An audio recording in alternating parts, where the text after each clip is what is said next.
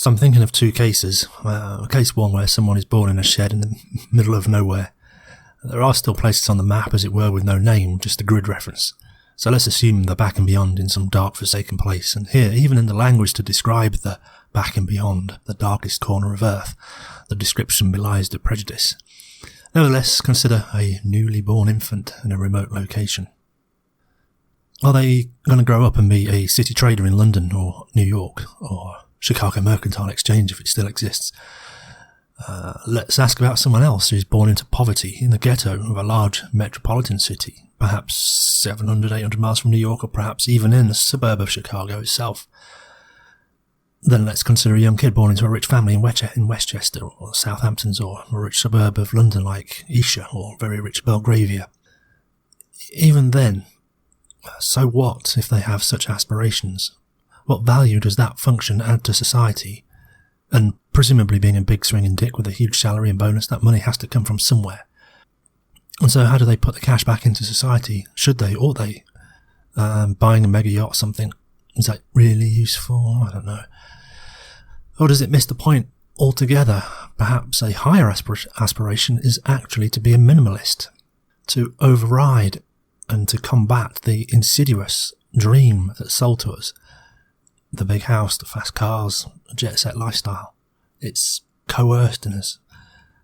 So perhaps it's a harder task, in fact, to disabuse ourselves of that nightmare or that dream, whichever way you want to look at it. So, playing into stereotypes, it might actually be easier for the kid born in the Mongolian desert or a small village in Chilean Antarctica than it is for a young kid born into wealth in Mayfair or Long Island to reach actualizations of minimalist lifestyles. I don't know. It's not so much about equal results, but egalitarian frameworks, which isn't necessarily an equal result. So right now we are seeing a sharp response to the inequities across different classes and races of people. Racist assumptions are much less acceptable today than recent history, well, publicly anyway. Sadly it does seem to be in decline, alas. But I think this is the issue of the moment, implicit and institutionalised racism. And just to clear that up, it's not even that someone in police headquarters or in government decided that policy is going to favour white folk. It's far more insidious, implicit rather than explicit, but pervasive to such an extent the customs, traditions and actions become embedded, institutionalised. There is no one to point the finger at. It's difficult. I forget who said it, treat the individual with care and attention but go hard against the system. The system seems something that's so hard to move. I guess it depends where one is in life. Maybe it is futile, but recent protests certainly attest to the reaction and anger and grievance felt in the current inequality. I know one US municipality at the time of writing, in fact now at the time of recording, has actually all but made it illegal to protest. At the time of writing it had passed chambers, and at the time of audio recording it's been passed by the governor. That's it. No redress of grievances. Totalitarianism is on its way. Systemic racism works without any bad actors. It perpetuates itself without any individual explicitly or implicitly implementing discriminatory policy. Hence, the solutions to these problems are not merely retraining or more education for individuals. It requires structural upheaval. And partly this is what this recording is all about. As people are losing their jobs and financial means to support themselves, they end up living in areas designated low income, and in such areas property taxes, council taxes are naturally low, and therefore local services are sparse. And places of education in such areas tend also to be underfunded, with the problems associated with that, which means kids don't necessarily get a good or even reasonable education. Huge disparities in inequality result in crime. And then there is all that kind of problems and misaligned incentives of private prison systems. I've got the stuff that I'm reading about some of the ICE. Why? Drugs we've mentioned briefly, and how a disproportionate amount of tax funding goes into fighting the war on drugs.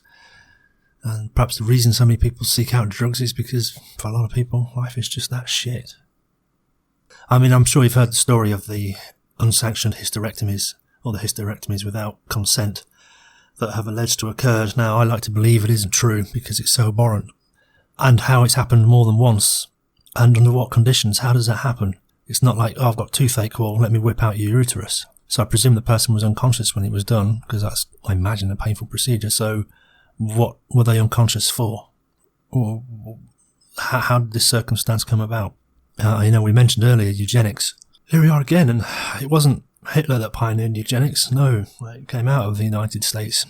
Yeah, I've been there, done that. And then there's the alleged conditions in the ICE camps. I don't understand that either. It's just unnecessary. I mean, if you want to deport people, all right, capture them at the border, take them to a fucking facility, make it nice, decent, running water, somewhere to shit, shower, get a change, table, beds, three meals a day. And then at the end of the month, you ask them the questions that are designed to be awkward. And if you're really that intent on getting them out of the country, you just ask them questions they can't possibly answer and then deport them. Why do you have to do the torture bit before deporting them? Is it a dissuading thing? Because it doesn't work.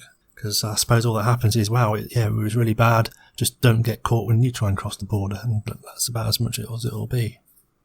But then I've also got similar complaints about prisons as well. Why solitary confinement and, why the bullying and, it's complicated. I did start reading it. I wanted to read more because it's not as cut and dry as I thought. Anyway, that's perhaps for another audio. But of course I suspect it's all about intimidation and fear-mongering. Politicians use the tactics, as per the video series on Machiavelli. They use fear, they use misinformation because the general population is no longer so well educated. It seems to me they can't discern fact from fiction half the time because so many can barely afford food and rent, and with what's about to happen in Americana land, people aren't going to have a roof over their head in a minute. There are going to be millions of evictions by the look of it, and the whole cycle starts again. There's no upward mobility. Wealth is just extracted, value is stolen, no one's to blame, the diffusion of responsibility, and this is why people are in the streets, because they're already there. And, I hear commentators saying, oh yeah, the looters, the rioters, we should just run them over. Just fucking mind-blowing. There was a book I was reading, I might read it again, I skimmed read it, it was a book on politics, and it made a very strong argument against the use of referendums to decide anything. I think they're right. Anyway, many of these institutions are so tightly wound. In my own country, for example, of course, if only I could get into the executive branch of the government, I could make changes with all that power. Exactly. Just like the last guy said. However, to get to be a minister, a foot soldier must join and support and cheerlead their team. A questioning critic, perhaps, isn't the best strategy. These people want to be promoted, at best, re-elected, at worst. Twin imperatives. Then we have party whips or enforcers whose job it is to ensure members of the party vote in line with the party platform rather than their own ideology or motives or even the constituents' will. This is interesting for 4 reasons I can think of. Firstly, and we'll come back to it when we talk about war and conflict and negotiation, personal motivations of things like greed, avarice and malice. Secondly, it ensures the survival of the party over the individual who may not get re-elected by their constituents for such betrayal. It may well be that the relevant minister has to vote against their constituency's preferences, both to keep them in the game and to ensure survival of their party. So it may be that this constituency is the loser in the greater good. But next year may well be the beneficiary of the party platform, and next year it'll be a different constituency that's not going to get what they want. And, maybe it'll take out that particular member of parliament. But, another one will be put forward, so in the grand scheme of the machinery, it doesn't really matter. And thirdly, the power of these political enforcers is the consequence, not the cause of such considerations. There's always a price to pay. And within the British Parliament, insofar as power is relatively fast and loose and remarkably unchecked, there isn't so much formal career pathways to that elite club. It's basically a clamour for power. Being meticulous about holding peers and contemporaries accountable isn't great for this pathway advancement, and that's the price to be paid for unfettered power. It's often said power less accountability equals corruption, I'll talk about corruption a bit later on, but keep in mind for now, it's not necessarily simple theft. Fourth, finally, and in respect of consequence and virtue, which is what all this is about, consider a member of Parliament who votes, or does not, on any particular issue, often informed by the whip or the enforcer which way to do so. History will not record why they voted, whether it was whipped, enforced, or what sanctions occurred by going against the whip or the enforcer, or the reasons, therefore. It will merely be recorded that the member voted this way or that, or not. And this voting record can be used as a crass statistic to beat them over the head, or to use against the opposition, or even for the press to use and abuse and rile up that particular member of Parliament's constituency by pointing out how many times they did or didn't vote, or that they're not pulling their weight by not voting, or that they have actually voted against the constituency's wishes. The nuance is not recorded. Consider then, would we prefer a member of Parliament who casts votes with deliberate reason, or would we prefer one with a high voting record regardless of how they voted? To actively participate in the governance of one's country by casting votes is indeed seen as virtuous.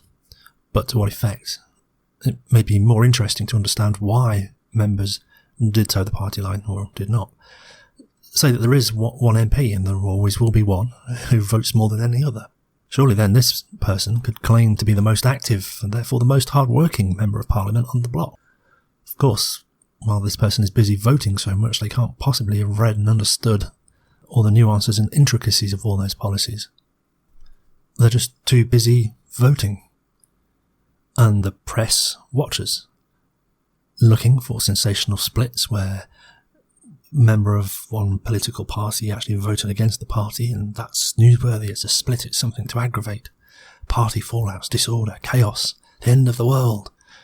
And I would guess that when things are tough and as strained as they are, we're more apt to pin blame and look for scapegoats and failures and insist at least that people live up to their promises. So it's even more outrageous when a politician has to go back on their word to toe the party line. It's said of good times, mostly crimes will be forgiven, but in tough times the slightest transgression will be punished. Good times then, better education, more healthcare, better jobs, decent wages, something to live for, upward mobility, and perhaps appreciation of ethical frameworks rather than absolute runaway capitalism can be an attenuating force to create breathing space for change. Socrates said it, the unexamined life is not worth living. But I'd also add caution, looking back at previous accomplishments is cool, but what about the future of what could be?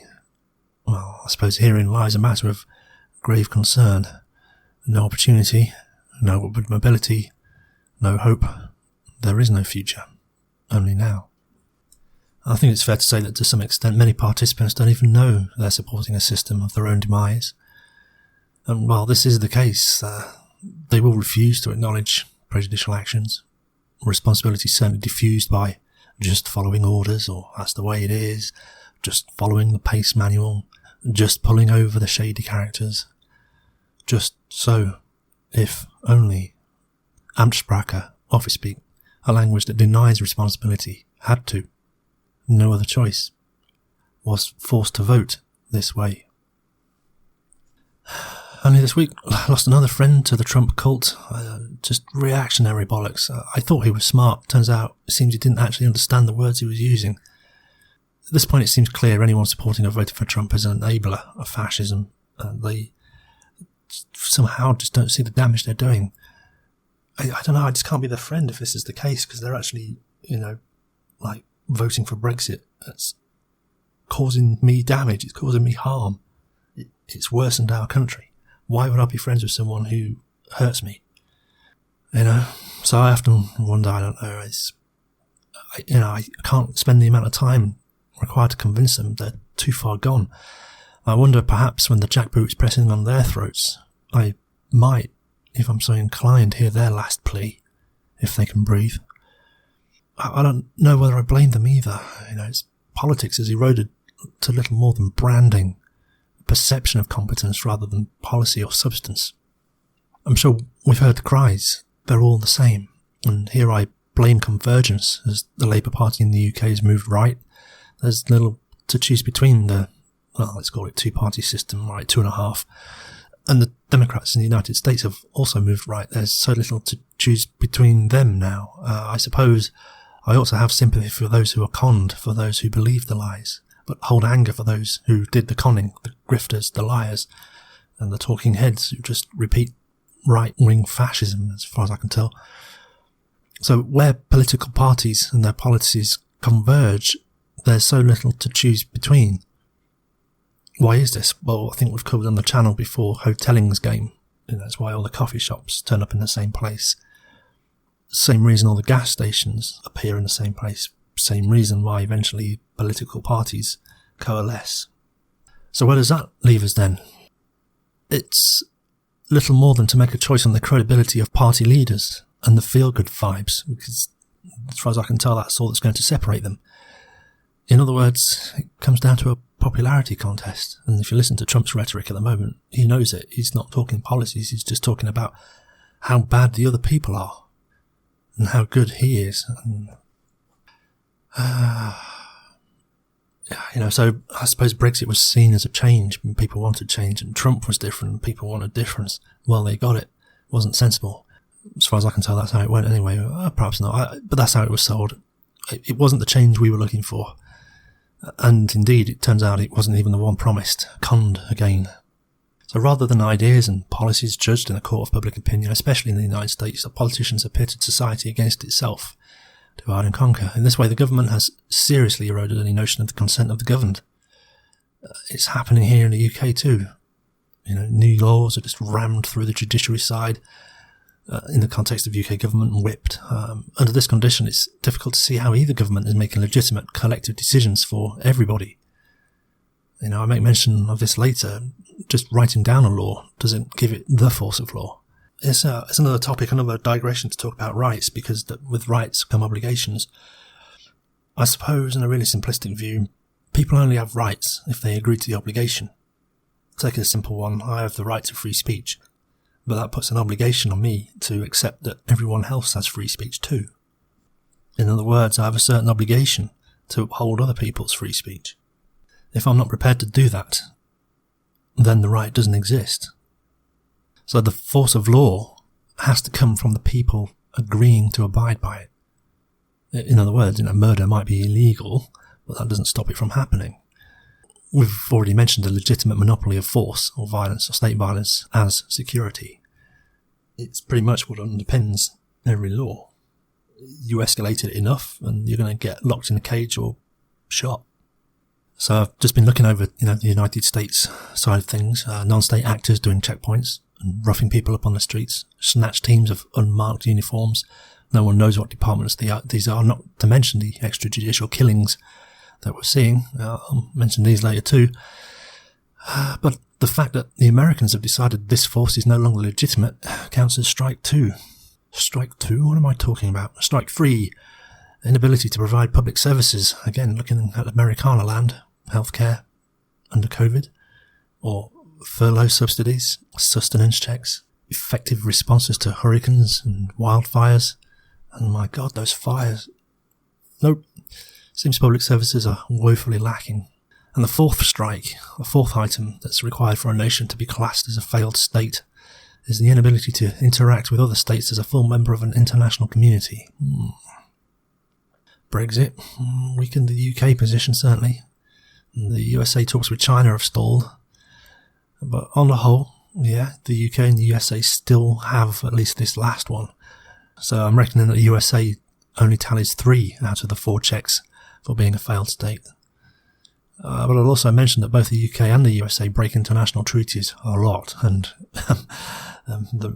Boris Johnson's almost trying to get a bill through government that makes it legal to break international treaties, which is fucking bizarre. Both are becoming more isolationist. So I'm figuring that last remaining point is tenuous. Something else very dangerous here too, and I'll mention it as a side note, though it is important. There are deliberate and intentional bad actors, and these say quite horrible things and do clearly discriminatory things. Some seem to know it, some seem not to care, and some don't even perceive their own prejudice. Again, they're set in their ways, and there's a refusal to engage in any talk that would lead them to a conclusion that they're a tiny bit racist. They'll say things like, I ain't racist, but black folks should have their own homelands. And that's exactly what racism is. And then, such advocates for ethno-states will claim not to be racist, not out of any pretense. They really believe that they are not. It's unfortunate that such people seem oblivious to the effects and damage their choices have. There's a video that's gone viral. It's going to make another racist famous who was telling a black person it was all his fault. Just being here as a black person, apparently, stirs up racism. So he, the black person, ought to go home and then there wouldn't be any racism. And then had the temerity to proclaim that his mum brought him up right and that he isn't a racist. It's just too thick to go. It's just too far gone. It's the aesthetics, it's the virtue over the consequences.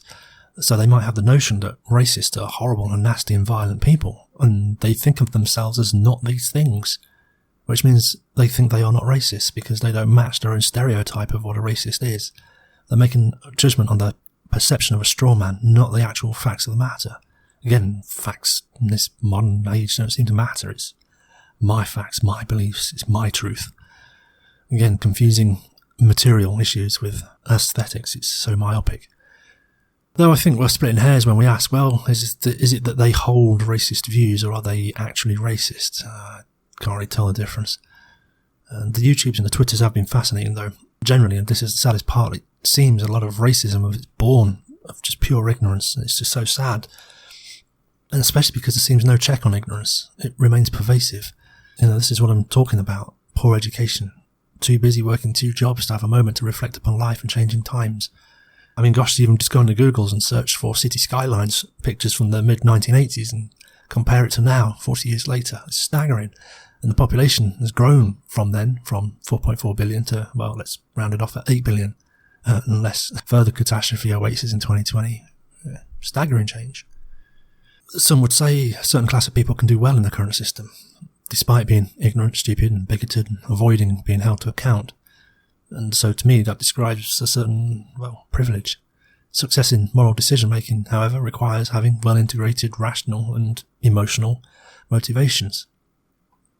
Only today on the YouTubes I saw a Karen, that's that expression again, complaining about how a private company, which it seemed was Spanish, and she was complaining that the workers were speaking Spanish to each other while in the United States. Apparently this means that the private company was doing communism. Of course it's nonsensical, but I only recently twigged the error. It's the same sentiment, the same error that the anti-abortion lot make. It's like anything that stops God's plan is abhorrent, regardless of context or consequence. Likewise, this Karen made a similar error. Since speaking Spanish was not American, and anything not American is anti-American, and the synonym for anti-American is communism. This is a level of sophistication that seems prevalent. And I'm sure by now we've all seen the privilege of Karens that were refused service at a food shop for not wearing a mask. Apparently this isn't only communism, but human rights violations and war crimes. The same flaw in thinking. It's outrage, it's extremist thinking, it's just delusional. A behaviour imposition of even a small thing like a mask is seen as un-American and therefore communism. It's just stupid, it's just fucking ignorant. And I hope it's only a minority of people. I hope that's the case. Again, I think I'm suffering from certain bias because I'm only watching the YouTubes and seeing the worst of people. So it's like there's no level of cognition here. It's just empty, vacuous words being spoken. But because it comes from the mouth of surrounded by a body of an adult, we give it undue credit. So it's almost like their actions are from antiquity or handed down, and their mouth says the words of their previous generation unchecked, uncorrected. And God forbid you try and check a Karen. Yeah, I know. Karen. Why a female name? Costco Kev just doesn't have the same ring to it. And why not? Well, Kevs are just stupid, but Karen, well, she's a woman too, so doubly contemptible. That's how it goes. Those are the rules. So much for equality. See, we even treat our bigots differently. One group, according to their genital configuration, gets an easier time of it than the other. Discrimination is everywhere. Because of the shift and general objection to prejudice and racism, those that are doing it deliberately have to mask it, and hence their convoluted language, their dog whistling, coded language, and all that. And hence the internet colloquialism of demasking. Doesn't take long. The euphemisms of Great White Replacement or fascist slogans of anti-racism is anti-white. That one's kind of obvious. And then the All Lives Matter, which is either naively missing the point or deliberately muddying the waters. And then the dog whistles, 1350, inner city criminals, those thugs. And the demonisation of immigrants, or people what have different levels of melanin, and the infamous claims made by Arthur Jensen and Heisenberg that genetic differences lie behind variations in intelligence between different races. And this is used as an argument to prop up the idea that we ought not to let immigrants into the country because they'll degrade the IQ pool. Well, from what I'm looking at, it's already pretty much degraded, and as far as I can tell, we need some fresh blood in the mix. So some say positions of mercantile interest ought to be given out on merit. Well, okay, but who is more meritorious, the kid who made it from some remote place, from the middle of nowhere to those trading desks, the peak of capitalist endeavour, or the one who got out of the ghetto, or the rich kid who bought his education with mum and dad's millions? So this gives rise to the concept of affirmative action, or positive discrimination, as some people like to labour it. It's to adjust the weightings to discount advantages not earned, I suppose, is one way of looking at it, or trying to boost up those people who are disproportionately handicapped by the way that things are. So often affirmative action is strawmanned by the deceptive mask wearers of racial bigotry. However, what about discounting high IQ individuals when evaluating their merit? If IQ is genetic, they didn't earn it. It seems a universal application of moral frameworks, therefore. If we're going to insist on cutting that cake, then you've got to take the last piece too. If it's good for the goose, good for the gander. So if we're going to only award things to people who are deserving through their actions, then we have to discount IQ because, you didn't do anything to earn a high IQ if it really is genetic. However, within current politics, it seems, I don't know whether it's the press, I can't tell anymore, but just watching Trump and Boris talk directly into the camera seems to be an exercise in frustration. With willful ignorance in full play, playing by the rules, as it were, seems to get us nowhere. And the reward for abstemiousness is failure. Forbearance is just a handicap, which pretty much invites the race to the bottom, and here we are. So just to ram home the point, and I was trying to think of a better metaphor, but here we are. Suppose you have kids, and it's a school sports day coming up, and day arrives, my kid is running against your kid, and the prize is winner takes all. I don't want to say first past the post, but you know what I'm talking about. So, a week before the contest, I set a bear trap outside your house, and your kid's foot gets caught in it. Oh, what a shame. Turns nasty, has to be amputated. Unfortunate. This bothers the local law enforcement, and so new laws are made up, and it's ruled that bear traps are now illegal. So you can't get your revenge, even if you had thought to do so or not, and let's assume I had executed the perfect crime, no one saw me, and anyone who did, well, let's just say they like me better than you, and your ugly kid, if you know what I mean.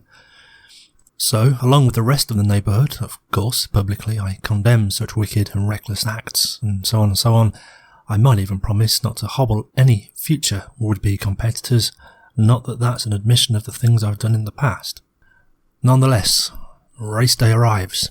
So, what happens now? Your kid on crutches, mine all warmed up, pumped up, ready to run. Aha, John, you say that's not fair. How about at least giving my kid a handicap start? Well, I reply, I don't see crutches. I don't see differences. I see past all that. I'm crutch blind. All I see is two kids ready to run a race. And yours just needs to try a little harder and overcome their disadvantage if they want to win. Bang, and they're off. The conclusion is inevitable. Of course, your kid was at the starting line, had the opportunity, but, well, quite frankly, squandered it. Perhaps next time they will try harder. Be on the lookout for bear traps, that kind of thing. Careless little girl. Maybe you should even move to places where there are no bear traps, that kind of thing. I'm sure she will do better there, where she and her family can have all the control they want over bear traps and handicaps. Wink, wink, nudge, nudge. I'm sure you get the allegory, and how do you play fair to that kind of disgraceful, wicked, vindictive, vile behaviour? Humans differ, and the differences apply to many characteristics. How might we even think about principles of equality? Well, perhaps we ought to stop hobbling people for a start, and perhaps we might think about how those who have been hobbled and are still disadvantaged because of it might be remedied. And yet Trump, in another edict by tweak, more or less said he's kicking out the affordable housing mandates on suburbia. Yeah. We don't want to have to set the bear traps. So this video audio series isn't really a Trump bash, but this is consistent with his MO. Anything unsightly, that he doesn't like, any hint of less than perfection is to be brushed aside, but unfortunately life is fucking ugly. In other words, poor people, those unable, disadvantaged, hobbled, trapped, are just fucking making the place look untidy, frankly. Yeah, those bear traps, once you get mangled in those, life will never be the same again, and it's all too easy to get in, almost impossible to get out. Rawls suggested we consider properties of moral personality like points that line a circle. The points are either inside the circle or not, and those that are included are in. May be that some are close to the perimeter, some closer to the centre, but they are equal in the fact of being inside the circle. Rawls' point was that people who possess this property of moral personality possess it equally. It's kind of invariant. Again, just to be clear, having moral personality is not to be confused with being morally good. It's just that one has morals. In other words, negotiation about what justice is. At least it's negotiable. Someone who is amoral would lack this ability at all. So again, it's a restraint on those people who act morally. It's the forbearance to do so in the expectation that those that come afterwards with power will also act with moral responsibility. But it seems that the other team has no moral responsibility, is amoral, doesn't tell the truth, will win at any cost, and will do devious things, illegal things, and look at them, half of them are in bloody jail. Perhaps then this is why we place age limits on things as a proxy for the age of majority, the age of moral responsibility. For some, it will be a different age. We talked about this on the rubbernecking episode to do with the age of consent and the understanding of what's being negotiated. And in some cases, the very rare exceptions, the justice system will make allowance for exceptional cases where they otherwise, under age, can and have demonstrated full and cogent ability to negotiate with full understanding. It does happen rarely. That case in mind, does the age of consent unfairly prejudice the mature beyond their years, or does it do that at the benefit of countless millions that might otherwise be exploited? Well, the legal system, certainly in the UK, seems to make the default position you're not old enough until the actual age of majority, but will make exceptional case-by-case evaluations in extraordinary circumstances. The issue is, to some extent, we are all exceptions. I think even Carl Jung said this. Even so, as far as we may guess someone's gender, their age, their ethnicity or culture or race, can we even use that to determine things about their intelligence, their sense of justice, their wants, their needs, their desires, and how they would experience the world? No, of course not. So how can we even ask about better or superior? It's a malformed question, like the creationists asking what came before time. We can recognise we are all individually different, unique, and in that equal, but not the same. To do otherwise is to play into stereotypes and prejudice. So to refrain from this, the basic tenet of equality, equal appreciation. It's why we ought not to use terms like Karens, even as applied to men, with the added implied insult of being a big girl. Yeah, because calling a man a woman is an insult. Yeah, see what's implied in that. Fucking Ben Shapiro and the Council Con thing. What did he say? Men are not women. Ha ha ha. You fucking lunatic.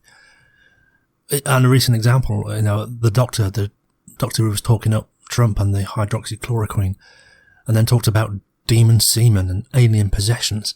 I suspect, had she been white, she might not have been called a witch doctor, as bad as her rhetoric was and as flawed as her actual claims. Yeah, it kind of reminds me of recruitment and being careful not to discriminate. So we can ask candidate 1, do you like beer? Yes, they say, and we think they're going to be great down the pub after hours, and that's what influences our decision because we're crazy and stupid and put social interactions over actually, can they do the fucking job? Candidate 2 is a woman, and we don't like drinking with women because they always drink Bud Light Lime and talk about things that aren't cars or computers and not women.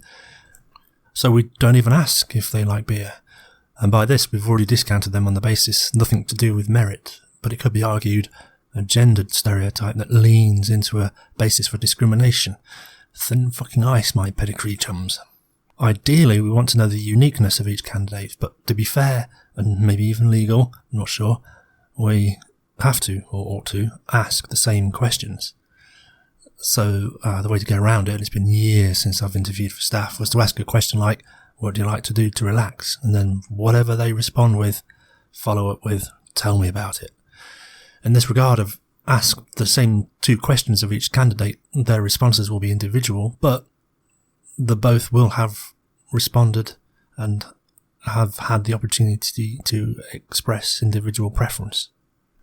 The way I look at it, the thing that I keep in mind is that I'm searching for meta filters. That is, how do they think about thinking? So I might not necessarily ask them where they went on their holiday. I'll ask them a question about, tell me about the time that you last went on holiday. What was important about it?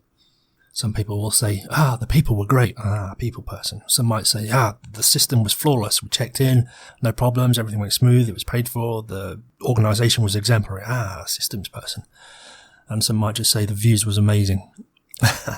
So is it a people person, a systems person? You get the picture.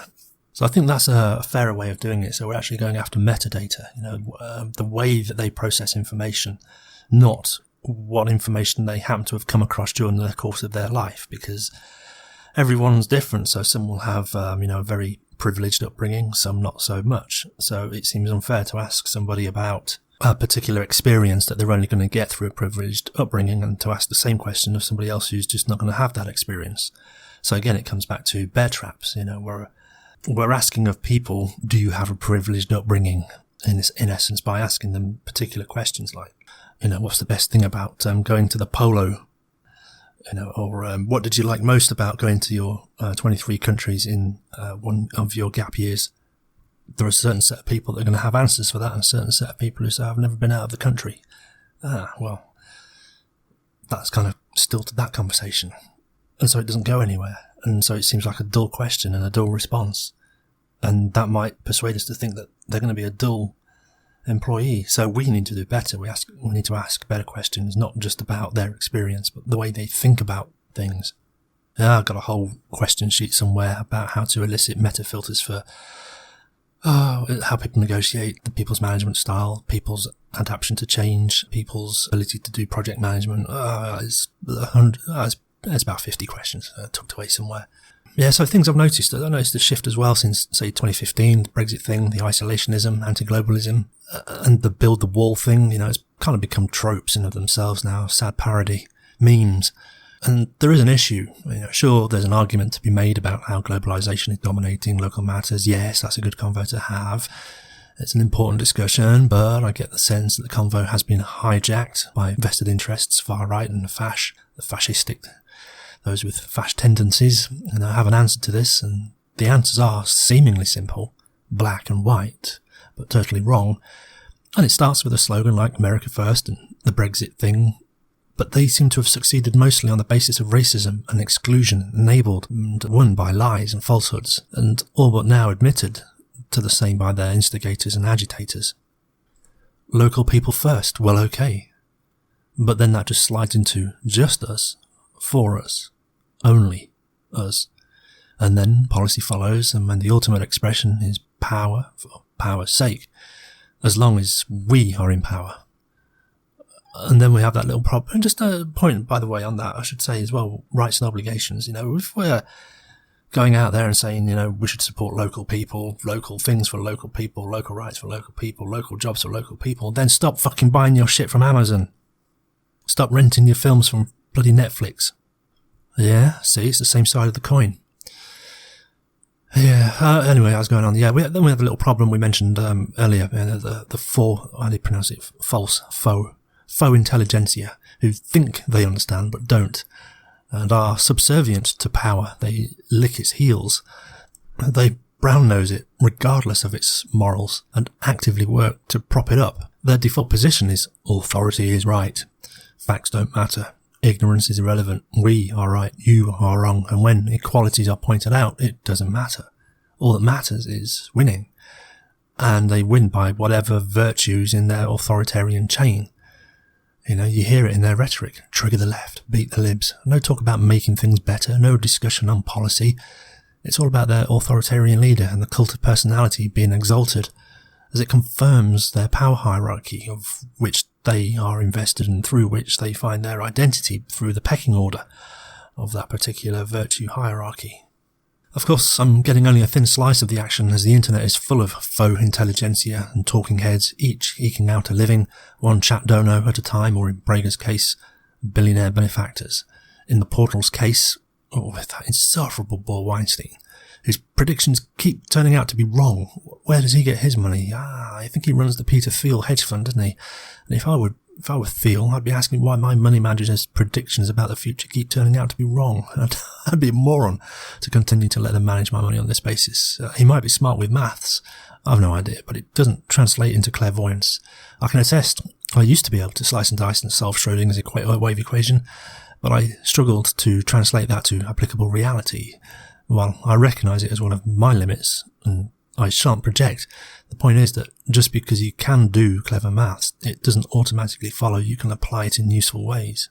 And so we kind of experience this weird polarisation that's leading to isolationism, shunning of the other, tribalism, facts don't matter, and then legitimate concerns of trans rights, LGBTQ community and other minority groups are sidelined or denied, further oppressed, the tendency to kick down rather than punch up.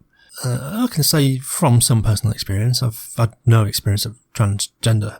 I walk in fairly isolated circles myself. I've no truck with people in this class. I'm accepting, no problem. Yet, when I wanted to understand more about the different pronouns and transgender and all those kinds of things, BLM, it took weeks of reading, going into forums, watching videos made by folk in these groups, listening to their complaints, listening to their grievances, listening to how they're treated, listening to what they want to achieve in life, listening to their arguments. It takes a long time. And then it's galling to listen to the extreme alt-right and Trump cultists that say such things are just a mental illness. It's just dismissed. Mental illness. It's men in dresses. It's transvestites. It's a mental thing. And yet these same people will jump so quickly and tell others that they are the reactionary. This is the very example of being reactionary. I don't understand, therefore mental illness. They just react to it. Instead of taking time to understand, to read, to exercise at least a moment of pause for reflection that might lead to that time that it takes to understand. No, right away, they express their expert medical knowledge and it's an issue, it's a medical diagnosis on the spot, mental illness, how reactionary. And then, they blame this nebulous far left for being reactionary. Yeah, it's same for LGBTQ rights, dismissed out of hand. Same for BLM, dismissed as thuggery. Same for gender pay gaps, dismissed. It's not a real thing, can't be. With no intent to understand. I was even listening to one caller who called into a radio program and they had the Mayor of London on the other end. And this caller said, it's disgraceful what you've done. You've doubled your PR spend at the expense of halving the budget for policing. And the mayor explained that they had actually consolidated many different PR groups within the organisation into one, and its budget was £2.5 million. Yet the budget for the police had been slashed by £1 billion. And this was a government thing, not a mayoral thing. And the mayor was explaining that this is why there are 20,000 less police on the streets. And the caller just wouldn't have it. He refused to even accept that the police budget had been scrapped. It was all because of this spend on PR. And you just couldn't get it. The maths just don't stack up.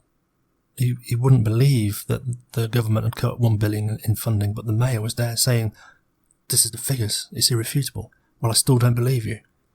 The facts don't matter. It's my truth.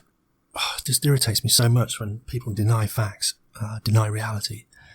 Eventually it slides into a xenophobic frenzy, and like we've seen anyone speaking Spanish, as in the anecdote earlier, anyone different from us is met with suspicion. Racially motivated crimes go up, blame is sought, domestic violence increases, marginalised groups take the brunt of it. Fear and deliberate agitations make things worse, rather than solutions that work. A lot of people seem to be jumping on the bandwagon of racism and bigotry. It's easy to do, even unbeknownst. Or as they say, as a useful idiot like Prager, Shapiro, Tucker Carlson, Dormer, their audiences lap it up because it provides an easy, quick solution. It's not a solution at all. It's a scapegoat. It's someone to blame. It's somewhere to point the finger at. Their audience, them too, useful idiots, because they're going to get the fascists re-elected. Yeah, so like I say, I asked one, a friend recently, give me a list of Trump's policies that you support. I got a URL. I didn't even read it. He's great, they said. I said, okay, give me a list of things that Trump has done that they thought were great. I got a URL to the White House. Not even bothering themselves to read it, have no idea themselves about what they're actually claiming. It doesn't matter to them. In this case, the person was devoid of even personal knowledge or evidence to support their beliefs. They themselves didn't know, but they just believed that they did know. They did a Google search, found a URL that supported their claim, or even might not have, but then they just posted it, repeat it, retweet it. That. Whatever I believe is what that says, because that seems to, the headline says that it says what I want it to believe. Therefore it must be true, therefore that. Whatever that says, probably not even read it. This response is appropriate to the question, can you show me somebody else's list of things that they think the president has done? Not, what do you think he's done? Can't even answer a straight question. And that's the thing, they have to lie and swerve around the truth. It makes them fundamentally dishonest. And from there, you can't have a good faith conversation. And that being the case, I see little point in conversation at all. So where does this leave us? It leaves us with two people not talking, or at least then I have to move towards where they are, and so I start conceding far right wing points just to have a conversation with them. And then the other things, just get it off my chest out of here. What's that phrase they use? I'm not going to be a second-class citizen in my own country. It just rolls off the tongue. Probably don't even know what that means. And the other phrase I keep hearing about, ramming things down throats. What? Have you seen those videos doing the rounds of civilians going up to people who look different and demanding papers? It won't be long before the discrimination extends to eye colour or hair colour. We've been there. Whereas in Americana land, ICE are training civilians to do their job. I wonder if these civilians will have qualified immunity, or whether they will be fully liable for any mistakes and errors that they make. Trouble is, arms and legs, broken teeth and gouged eyes don't grow back. Point is, when we focus on only what's good for us and ignore the cost, suffering or needs of others who are not us, we're firmly into unethical grounds. It's also something to think about. How might I right my wrong of hobbling that junior runner at the sports day last year? But of course, no one's even going to ask the question because they see no wrong with it. Yeah, that's the problem. You get a round of applause. Oh, nice one. Yeah. You're banning the affordable housing in suburbia. Nice one. No, you just get applause. No one will they just don't give a shit.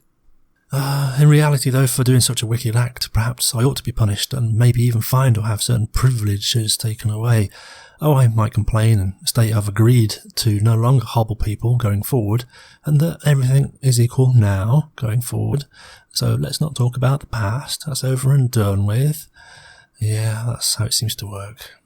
And yeah, it's an added insult to the very real injury, literally. It's not like a fucking leg is going to grow back. No, likewise, the 100-year legacy of prejudice suddenly vanishes. So all this reactionary stuff, it just seems like emotional overload.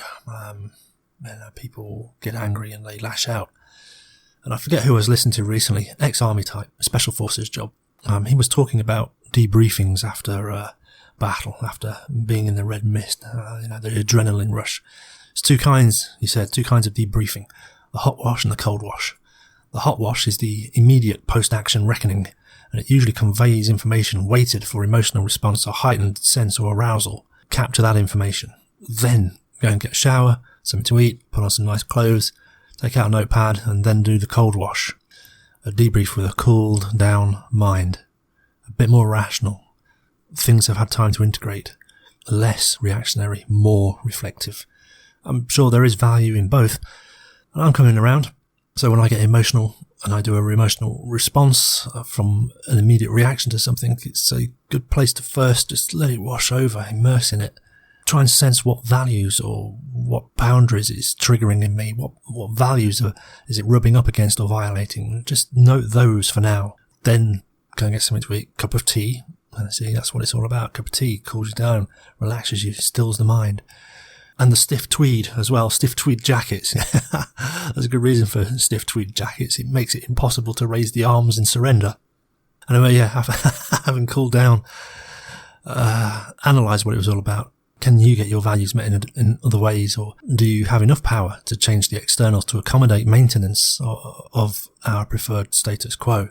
So, do we need to adapt, or can we adapt the situation, or which is the more realistic outcome, and why are we getting bent out of shape? Can we change, or do we need to change the situation? What resources are required for each, which is the easier life, What's other people's preferences? What's the ethics that are at hand? What's the moralistic decisions here?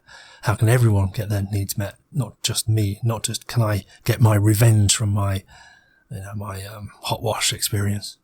So for me, this is like the beauty of sci-fi shows like Star Trek. They provide a context to explore moral dilemmas in a controlled environment, safe space, if you like. Whether that be a simulated political or social or ethical issue, we can reflect on it at our leisure, and then we can internalize as much nuance as we like.